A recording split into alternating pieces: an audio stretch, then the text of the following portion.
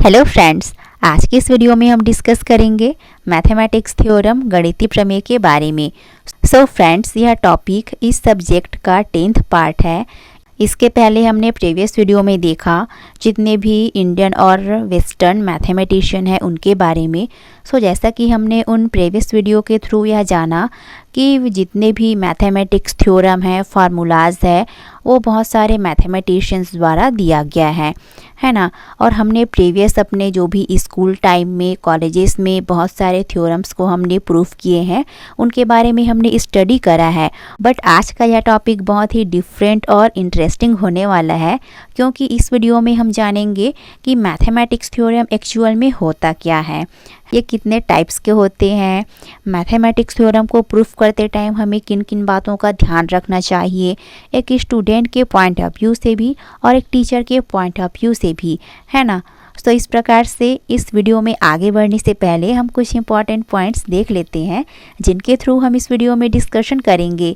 So friends, अगर आप इस चैनल पर पहली बार आए हैं तो इस चैनल को ज़रूर से सब्सक्राइब कर लीजिए, बेल आइकन को प्रेस कर लीजिए ताकि इस चैनल पर आने वाले इस तरह के सभी वीडियोस के नोटिफिकेशन आप तक ईजिली पहुंच सके। सो हमारा फर्स्ट पॉइंट रहेगा मीनिंग ऑफ मैथमेटिक्स थ्योरम, गणितीय प्रमेय का अर्थ।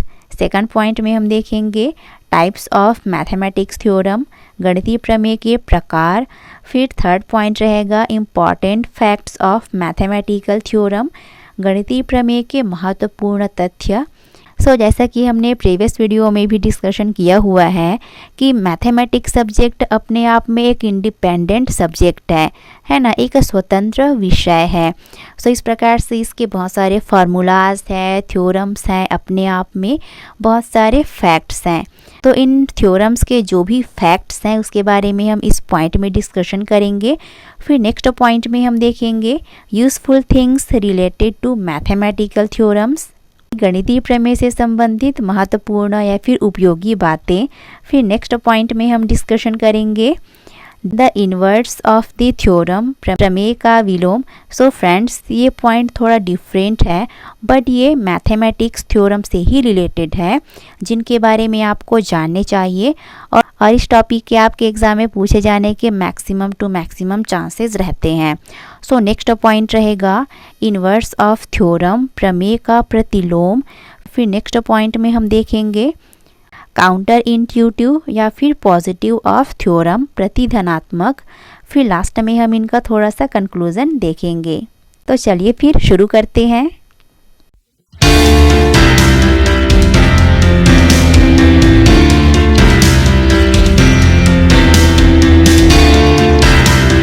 सो हमारा फर्स्ट पॉइंट रहेगा मीनिंग ऑफ मैथमेटिक्स थ्योरम, कि गणितीय प्रमेय एक्चुअल में होता क्या है, या फिर आप इन मैथमेटिक्स थ्योरम को किस प्रकार से डिफाइन करेंगे। यदि आपसे कोई सामने वाला पूछ लेता है, आप मैथमेटिक्स के स्टूडेंट हैं, तो बताओ मैथमेटिक्स थ्योरम होता क्या है करके, है ना। तो आपको इन चीज़ों के बारे में पता होने चाहिए। तो थ्योरम्स मतलब कि यदि हम इसे सिंपल से वे में समझने की कोशिश करें तो जो भी मैथमेटिक्स स्टेटमेंट दिया रहता है वो क्या है, मैथमेटिक्स थ्योरम है, सिंपल से वे में, है ना। सो इस प्रकार से यदि हम इसे अच्छे से समझने की कोशिश करें तो थ्योरम्स मतलब कि प्रमेय या साध्य, तो यहाँ पर प्रमेय को साध्य भी कहा जाता है।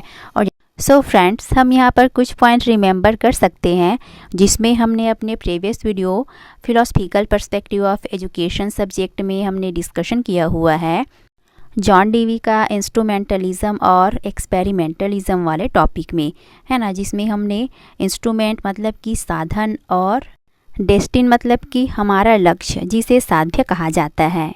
सो इस प्रकार से प्रमेय या साध्य से तात्पर्य उस स्टेटमेंट या फिर सेंटेंस से होता है जिसके अकॉर्डिंग यह कहा जाता है कि कोई बात वास्तव में इस तरह से है, या फिर कहा जाता है कि वह ऐसे नहीं है। जैसे कि एक थ्योरम है ना, पाइथागोरस थ्योरम, तो उसमें जो स्टेटमेंट दिया रहता है वही क्या है, प्रमेय है। अब आप लोग कहेंगे कि इसे तो हम भी जानते हैं करके, बट यहाँ पर मेरे बताने का मतलब ये है कि उन थ्योरम्स में क्या रहता है, हम उसे चेंज नहीं कर सकते। यदि उसमें जो चीज़ कहा गया है कि कर्ण का वर्ग अन्य दो भुजाओं के वर्गों के योग के बराबर होता है, तो यदि उस थ्योरम को हमें प्रूफ करने के लिए कहा जाता है तो उसे हमें उस थ्योरम के निष्कर्ष में भी उसी स्टेटमेंट को प्रूफ करके बताना होगा। तो यदि वह स्टेटमेंट रियल में ट्रू है तो वह ट्रू ही रहेगा और यदि वह फॉल्स है तो वह फॉल्स ही रहेगा। बट जनरली देखने को मिलता है कि जो मैथमेटिक्स थ्योरम रहता है, गणितीय प्रमेय रहता है, वो ज्योमेट्री से ही रिलेटेड रहता है, क्योंकि वह शेप से ही रिलेटेड रहता है। उसमें हमें फिगर वगैरह डिस्क्राइब करना रहता है। इसे हम आगे और अच्छे से समझने की कोशिश करेंगे। सो नेक्स्ट पॉइंट है, इसी को हम इस तरीके से भी बता सकते हैं कि प्रमेय से तात्पर्य उन रेखा गणित कथनों से है जो या तो पूरी तरह से सत्य होते हैं या फिर पूरी तरह से असत्य होते हैं। इनमें कुछ सत्य या असत्य वाली बात कभी नहीं पाई जाती है। सो इस प्रकार से कहने का मतलब ये है कि जैसे कि हमारे सामने कोई भी स्टेटमेंट दिया रहता है, जैसे कि यदि दो लाइंस हैं वो आपस में एक दूसरे को काटता है तो उनके युग्म जो है आपस में बराबर होता है करके, है ना। तो यह हो गया फर्स्ट लाइन हो गया, ये सेकंड लाइन हो गया। इसी तरह से हम इधर से भी देखें तो ये भी फर्स्ट लाइन हो गया और ये हो गया सेकंड लाइन। तो इनके कोणों के जो युग्म है वो क्या है, आपस में इक्वल होते हैं। यह क्या हो गया, हमारा स्टेटमेंट हो गया, थ्योरम हो गया। अब इसको हमें क्या है, प्रूफ करना रहता है। तो यदि हम इसे प्रूफ करेंगे तो हम मान कर चलेंगे ना भाई। तो यदि यह चीज़ रियल में सत्य है तो वह सत्य ही रहेगा और यदि यह स्टेटमेंट रॉन्ग है तो वह रॉन्ग ही रहेगा। इसके बीच का आंसर कभी नहीं हो सकता है मैथमेटिक्स थ्योरम में। यदि वह चीज़ है तो है, नहीं है तो नहीं है।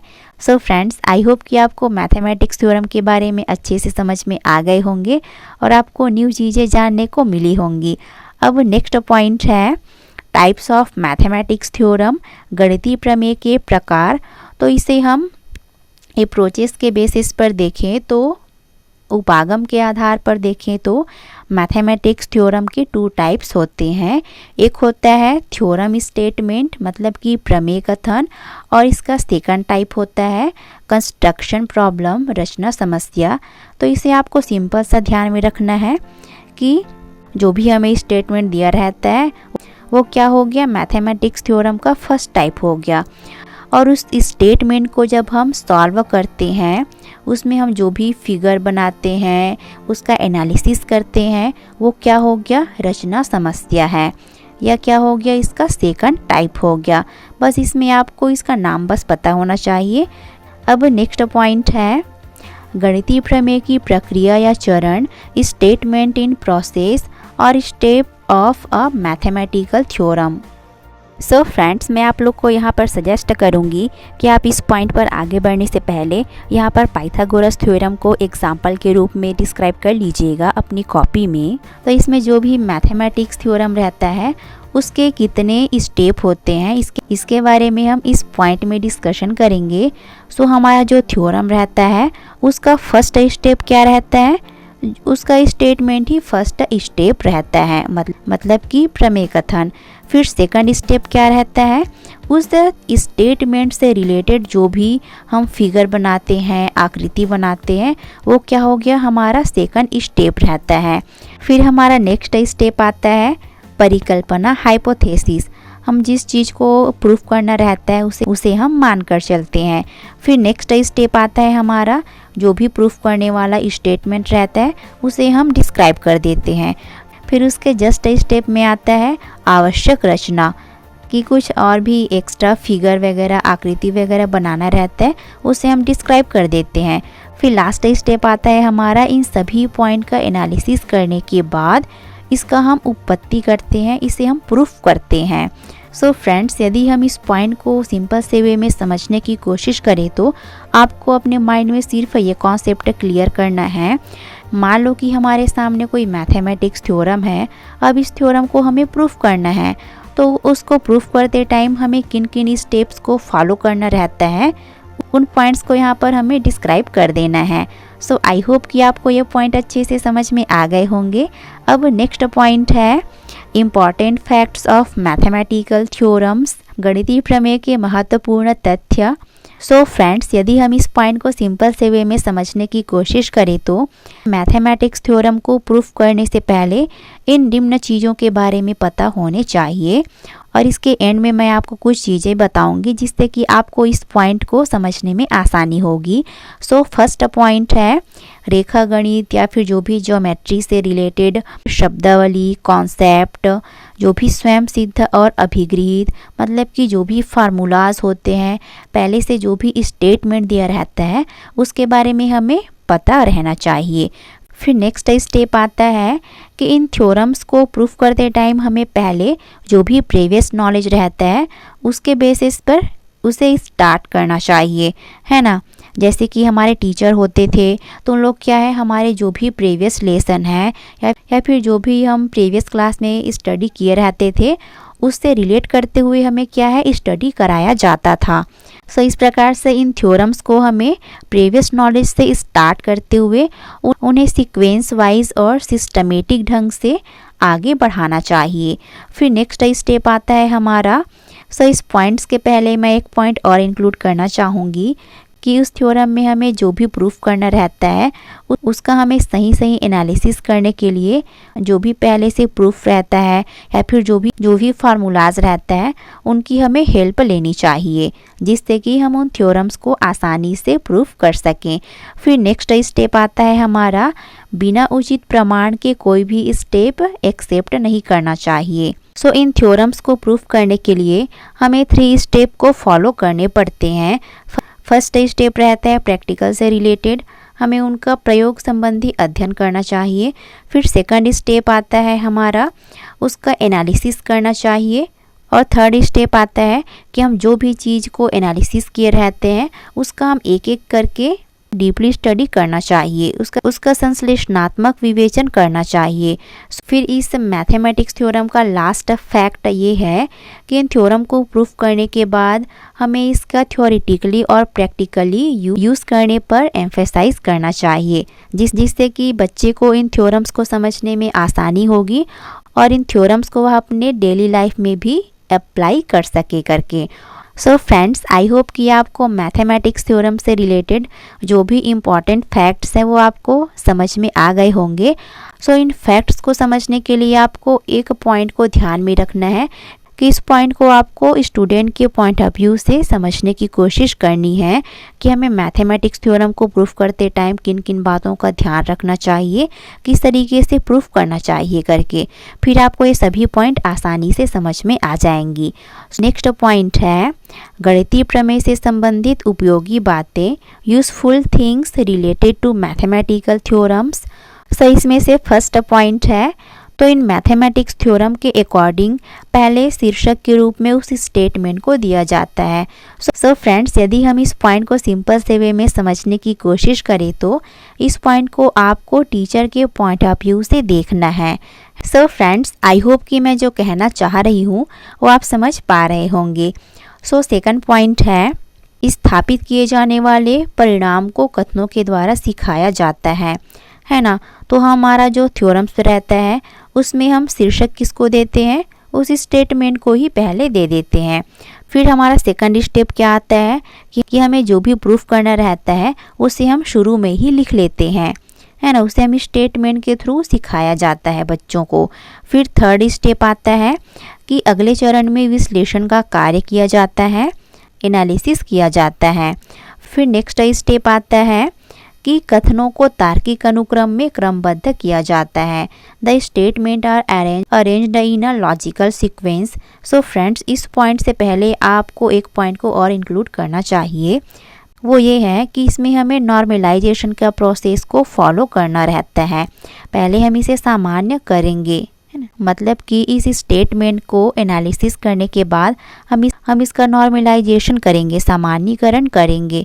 फिर नेक्स्ट स्टेप आएगा हमारा कथनों को तार्किक अनुक्रम में सीक्वेंस वाइज डिस्क्राइब करना रहता है। फिर नेक्स्ट स्टेप आता है कारण सहित सभी तत्वों को स्पष्ट किया जाता है। All the elements including the reason are explained. फिर टीचर क्या करता है, पहले सीक्वेंस वाइज इसको डिस्क्राइब कर देता है, फिर उसके बाद इन स्टेप्स को एक एक करके वो लॉजिकली उसको एक्सप्लेन करता है। और लास्ट में इन थ्योरम्स का निष्कर्ष आ जाता है, मतलब कि परिणाम की पुष्टि की जाती है दैट प्रूफ करके। सो इस प्रकार से इस पॉइंट को हमें एक टीचर के पॉइंट ऑफ व्यू से समझने की कोशिश करनी है। सो आई होप कि आपको ये सभी पॉइंट अच्छे से समझ में आ गए होंगे। अब नेक्स्ट पॉइंट है प्रमेय का विलोम, प्रतिलोम और प्रतिधनात्मक। सो फ्रेंड, जैसा कि हमने स्टार्टिंग में जाना कि मैथमेटिक्स थ्योरम होता क्या है, ये कितने टाइप्स के होते हैं, इस मैथमेटिक्स थ्योरम के जो भी फैक्ट्स हैं इसके बारे में हमने डिस्कस करा और हमने देखा कि मैथमेटिक्स थ्योरम को प्रूफ करते टाइम हमें किन किन बातों का ध्यान रखना होता है। फिर हमारा नेक्स्ट पॉइंट आता है कि हमने अपने प्रीवियस क्लास में, स्कूल्स में, कॉलेजेस में इतने सारे थ्योरम्स को हमने स्टडी करा है, तो जिनमें से हमने डिफरेंट टाइप के थ्योरम्स के बारे में स्टडी करा है, उसे प्रूफ किया है। सो इस पॉइंट में हम जानेंगे कि थ्योरम्स का एंटोनिम्स क्या होता है, इसका इन्वर्स क्या होता है और पॉजिटिव थ्योरम क्या होता है इसके बारे में। फ्रेंड्स, ये पॉइंट भी बहुत ही इंटरेस्टिंग है। सो इसमें से फर्स्ट पॉइंट है प्रमेय का विलोम, इन्वर्स ऑफ थ्योरम। इसे आप एंटोनिम्स ऑफ थ्योरम भी बता सकते हैं। सो इसका पहले हम डेफिनेशन देख लेते हैं, फिर हम इसका एग्जाम्पल के थ्रू इसे समझने की कोशिश करेंगे। यदि किसी थ्योरम के हाइपोथेसिस और उसके कंक्लूजन को परस्पर इंटरचेंज कर दिया जाए तो उससे जो हमें स्टेटमेंट प्राप्त होता है वो क्या है, थ्योरम्स का अपोजिट है। तो वह स्टेटमेंट क्या है, उस थ्योरम का विलोम कहलाता है। तो इसमें एग्जाम्पल है, तो हमारे सामने यदि एक थ्योरम दिया है, यदि यह आकृति 3 भुजाओं से मिलकर बनी है तो वह त्रिभुज है ना। यह क्या हो गया, हमारा सिंपल थ्योरम हो गया। अब इसमें से हाइपोथेसिस क्या है, तो हाइपोथेसिस मतलब कि परिकल्पना। तो इस थ्योरम के हमें 2 पार्ट्स करने हैं। आप लोग यहाँ पर ध्यान दीजिएगा, मैं आपको यहाँ पर ओरली बता रही हूँ, इसे आपको अपने कॉपी में डिस्क्राइब करना है। तो आपको यहाँ पर एग्जाम्पल करके, थ्योरम करके इसको डिस्क्राइब कर देना है। फिर इसके जस्ट नीचे में आपको 2 पॉइंट्स और इंक्लूड करने होंगे, जिसमें से पहला आपको बताना पड़ेगा हाइपोथेसिस, परिकल्पना करके, फिर आप डैश करके इस पॉइंट को बताना है। यदि आकृति 3 भुजाओं से मिलकर बनी है, ये क्या है, हाइपोथेसिस है, हम इमेजिनेशन कर रहे हैं, है ना। और इसका कंक्लूजन क्या आ जाता है, तो वह त्रिभुज है ना। सो इस प्रकार से इस थ्योरम का इन्वर्स थ्योरम क्या होगा, यदि वह त्रिभुज है तो वह 3 भुजाओं से मिलकर बना है ना। इसका जस्ट अपोजिट रहेगा। सो फ्रेंड्स, मैं जो बोल रही हूँ उसे आपको ध्यान से सुनना है ना, और इसको आपकी कॉपी में भी डिस्क्राइब कर लीजिएगा ताकि ये चीज़ें आपको पता रहे। सो आई होप कि आपको ये पॉइंट अच्छे से समझ में आ गए होंगे। अब नेक्स्ट पॉइंट है प्रमेय का प्रतिलोम, the inverse of the theorem. इसका भी इंग्लिश मीनिंग सेम है, तो इसका हम डेफिनेशन देख लेते हैं। तो किसी प्रमेय की परिकल्पना तथा निष्कर्ष दोनों के निषेधनों से प्राप्त साध्य उस थ्योरम का इन्वर्स कहलाता है ना। तो एग्जाम्पल के तौर पर हमने जो स्टार्टिंग में थ्योरम देखा उसको आपको डिस्क्राइब करना पड़ेगा, फिर उसके नीचे में आपको इस वाले पॉइंट को डील करना है। तो हमने देखा यदि आकृति 3 भुजाओं से मिलकर बनी है तो वह त्रिभुज है। अब इसका प्रतिलोम क्या रहेगा, यदि आकृति 3 भुजाओं से मिलकर नहीं बनी है, मतलब कि सिंपल से जो थ्योरम रहेगा उसमें अपने को नेगेशन लगा देना है, नेगेटिव है ना, नॉट लगा देना है, नहीं लगा देना है। तो यदि आकृति 3 भुजाओं से मिलकर नहीं बनी है तो वह त्रिभुज नहीं है। सो ये पॉइंट भी बहुत ही इजी है। आई होप कि आपको ये पॉइंट भी अच्छे से समझ में आ गए होंगे। अब नेक्स्ट पॉइंट है प्रमेय का प्रतिधनात्मक, थ्योरम्स ऑफ काउंटर इंट्यूटिव। तो इसका हम पहले डेफिनेशन देख लेते हैं। तो किसी प्रमेय में उसकी परिकल्पना को निष्कर्ष के निषेधन से तथा निष्कर्ष को परिकल्पना के निषेधन से प्रतिस्थापित करके प्राप्त हुई साध्य को उस प्रमेय का प्रतिधनात्मक कहा जाता है। मतलब कि कोई थ्योरम हो गया, उसके हाइपोथेसिस को कंक्लूजन के नेगेटिव से और कंक्लूजन को हाइपोथेसिस के नेगेटिव से, इन दोनों को आपस में इंटरचेंज करने पर, प्रतिस्थापित करने पर जो स्टेटमेंट प्राप्त होता है वो क्या है, उस थ्योरम का प्रतिधनात्मक कहलाता है। तो इसका एग्जाम्पल भी वही रहेगा जो हमने स्टार्टिंग में डिस्कशन करा कि यदि आकृति 3 भुजाओं से मिलकर बनी है तो वह त्रिभुज है। इसको आपको यहाँ पर डिस्क्राइब करना पड़ेगा। फिर आपको सेकंड लाइन में डील करना पड़ेगा इसका प्रतिधनात्मक करके, यदि वह त्रिभुज नहीं है ना, ये क्या है, नेगेशन है, आपको ध्यान में रखना है। तो वह आकृति 3 भुजाओं से मिलकर नहीं बनी है। सो आई होप कि आपको ये पॉइंट भी अच्छे से समझ में आ गए होंगे। बहुत ही इजी है ना। सो फ्रेंड्स, आई होप कि आपको इस टॉपिक से बहुत कुछ न्यू चीज़ें जानने को मिली होंगी और आपको काफ़ी इंटरेस्टिंग लगी होगी। सो इस प्रकार से हमने इतने सारे पॉइंट्स को डिस्कशन किए जिसके बेसिस पर यह निष्कर्ष निकलता है कि वर्तमान युग क्या है, विज्ञान का युग है, साइंस और टेक्नोलॉजी का युग है। और गणित के बिना साइंस के जो भी इनोवेशन है उसकी हम इमेजिन तक नहीं कर सकते, है ना। क्योंकि साइंस में जो भी इनोवेशन किया जाता है वो क्या है, मैथमेटिक्स के थ्योरम पर बेस्ड होता है। जैसा कि हमने प्रीवियस वीडियो में गणित के मीनिंग, डेफिनेशन, इसके नेचर वाले पॉइंट में हमने डिस्कशन किया था। सो इस प्रकार से मैथमेटिक्स के फील्ड में जो भी इंडियन मैथमेटिशियन हैं उनका कंट्रीब्यूशन बहुत ही एंशिएंट है, प्राचीन है और बहुत ही महत्वपूर्ण है, जिनके बारे में नेगेटिव या फिर दोष निकालना बहुत ही मूर्खतापूर्ण होगा, है ना। सो इस प्रकार से मैथमेटिक्स के जितने भी एवरी थ्योरम्स हैं और जो भी फार्मूलाज हैं वो आज भी ट्रू है और हमेशा के लिए सत्य ही रहेगा।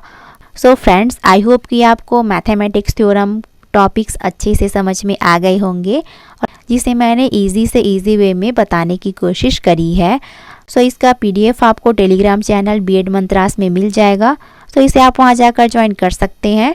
और यह वीडियो आपके लिए हेल्पफुल रही हो तो इस वीडियो को ज़रूर से लाइक शेयर कर दीजिएगा और इसी तरह के वीडियोस के लिए इस चैनल को सब्सक्राइब करना ना भूलें। Thanks for watching.